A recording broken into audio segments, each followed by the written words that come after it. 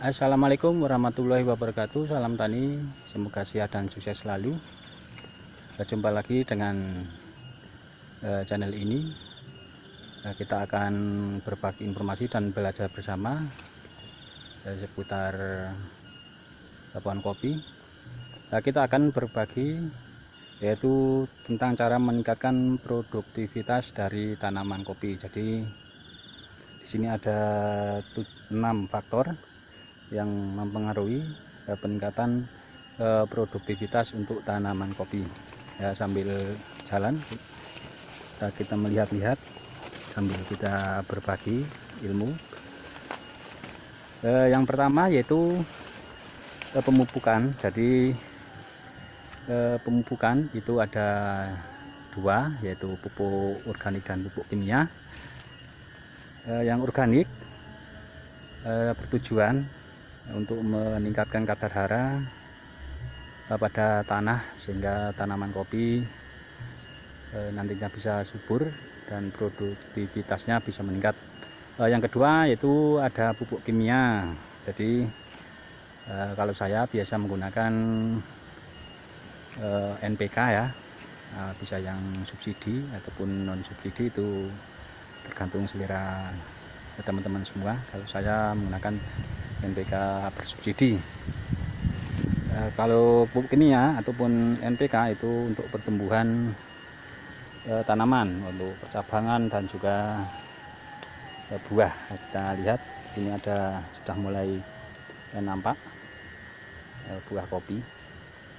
Yang selanjutnya yang kedua yaitu ada pemangkasan. Jadi pemangkasan itu dilakukan secara rutin pada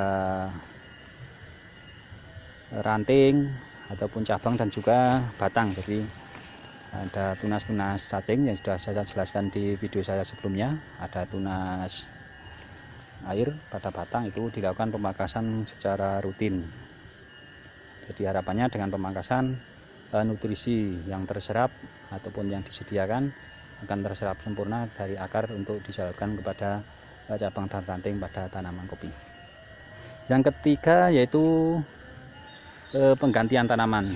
Jadi penggantian tanaman dilakukan apabila usia ataupun waktu yang kita tanam itu pada pohon kopi sudah lama ataupun usianya dan pohon kopi sudah tidak produktif, itu bisa dilakukan penggantian tanaman. Ataupun misalkan pohon kopi itu terkena hama ataupun penyakit, dan juga tentunya produktivitasnya menurun, sehingga harus dilakukan penggantian tanaman. Tapi misalkan pohon kopinya meskipun usianya sudah lama tapi produktivitasnya menurun, tetapi tidak terkena penyakit ataupun hama, teman-teman bisa melakukan dengan pemangkasan peremajaan. Jadi nanti bisa disambung kembali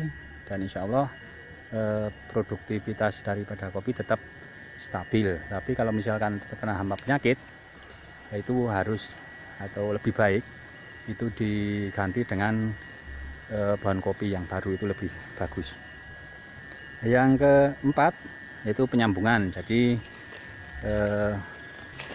untuk meningkatkan produktivitas pohon kopi yaitu harus dilakukan penyambungan. Jadi penyambungan bertujuan untuk mempercepat ataupun meningkatkan produktivitas daripada pohon kopi yang kita tanam.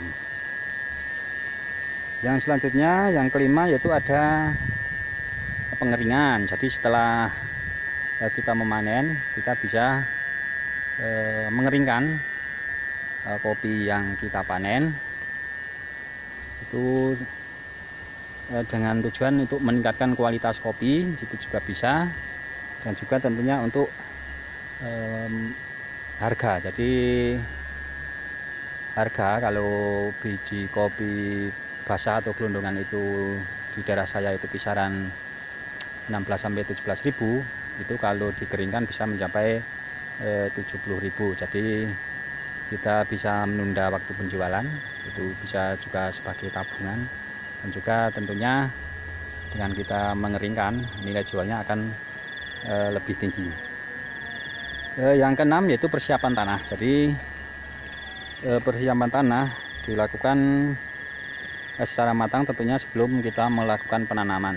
Jadi misalkan dengan kita mencangkul ataupun untuk daerah yang lahannya miring itu bisa melakukan pembentukan terasiring, drainase, dan juga yang lain sebagainya.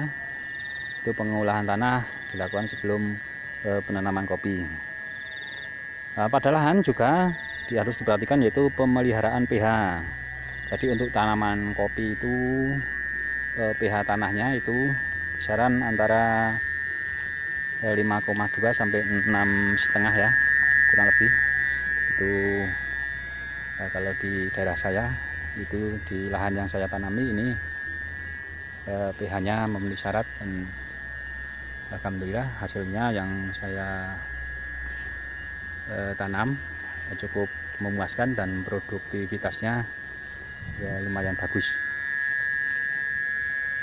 Jadi itu 6 poin pokok cara meningkatkan produktivitas tanaman kopi.